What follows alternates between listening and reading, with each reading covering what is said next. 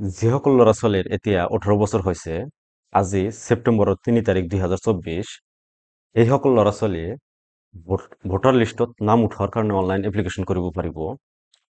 Online application কৰোঁতে কি কি ডকুমেণ্টৰ প্ৰয়োজন হ'ব, ক'ৰ পৰা অনলাইন কৰিব, এই সকলোবিলাক ডিটেইলছ আমি এই ভিডিঅ'ত আলোচনা কৰিম। ভিডিঅ'টো চাই থাকিব। আহক মোৰ কম্পিউটাৰ স্ক্ৰীনত। babuprinters.in-ত মই এটা আৰ্টিকেল লিখিছোঁ। নতুন ভোটাৰৰ বাবে আবেদন, ইয়াতে সম্পূৰ্ণ ডিটেইলছ দিয়া আছে। ইয়াতে অফিচিয়েল লিংক আছে, truck application, download voter list, এইবিলাক সকলো ডিটেইলছ ইয়াতে দিয়া আছে। ডকুমেণ্ট ৰিকুৱাৰ্ড, বা আপুনি গুগলত যায় NVSP মাৰিব,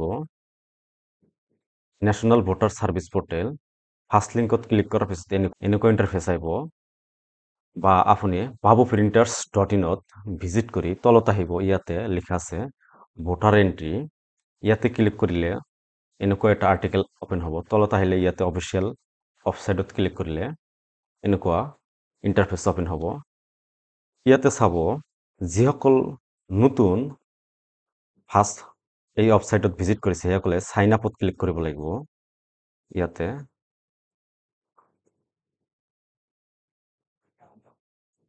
চাইন আপত ক্লিক কৰিব লাগিব। ইয়াতে ক্লিক কৰাৰ পিছত এনেকুৱা ইণ্টাৰফেচ আহিব। ইয়াতে মোবাইল নম্বৰ আৰু কেপচা দিয়াৰ পিছত এটা OTP আহিব। OTP দিয়াৰ পিছত লগইনত ক্লিক কৰিব। লগইনত ক্লিক কৰিলে ইয়াতে ৰেজিষ্টাৰ মোবাইল নম্বৰ আৰু যিটো পাছৱৰ্ড আপুনি ব্যৱহাৰ কৰিব, এইটো পাছৱৰ্ড ইয়াতে কেপচা নম্বৰ দিয়াৰ পিছত লগইন হোৱাৰ পিছত এনেকুৱা ইণ্টাৰফেচ আহিব। ইয়াত নিউ ৰেজিষ্ট্ৰেশ্যন অৰ জেনাৰেল ইলেক্টৰলছ, ইয়াতে ক্লিক কৰিলে এনেকুৱা ফৰ্ম এটা ওলাই যাব। এই ফৰ্মটো ফিল আপ কৰিব লাগিব। ইয়াতে আপোনাৰ ষ্টেট,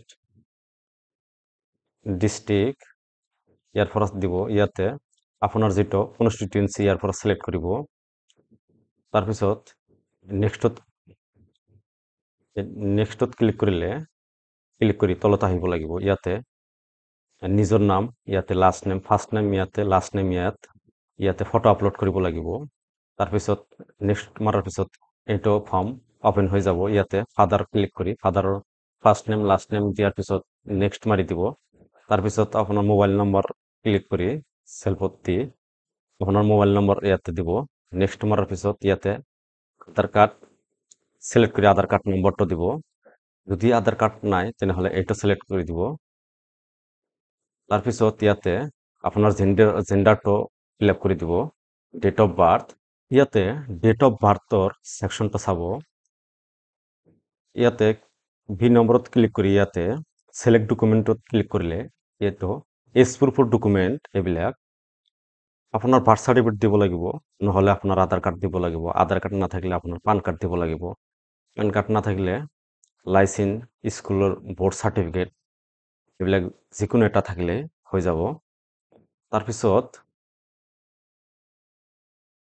নেক্সটত গ'লে এইটো প্ৰেজেণ্ট এড্ৰেছ, ইয়াতে ঘৰ নম্বৰ দিব, ইয়াতে পাৰ্ট নম্বৰ দিব। ইয়াতে লিখাৰ পিছত তলত অসমীয়াত আহি যাব। ইয়াতে খণ্ড নম্বৰ লিখি দিব। ইয়াতে কিবৰ্ডত ক্লিক কৰি ইয়াৰ পৰা অসমীয়া লিখিব পাৰিব। ইয়াতে village name, post office, pincode,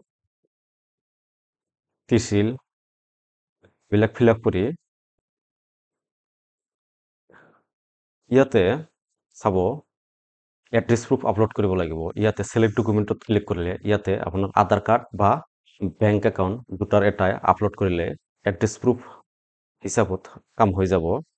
ইয়াতে আৰু বহুত ডকুমেণ্ট আছে, এইবিলাক চাব।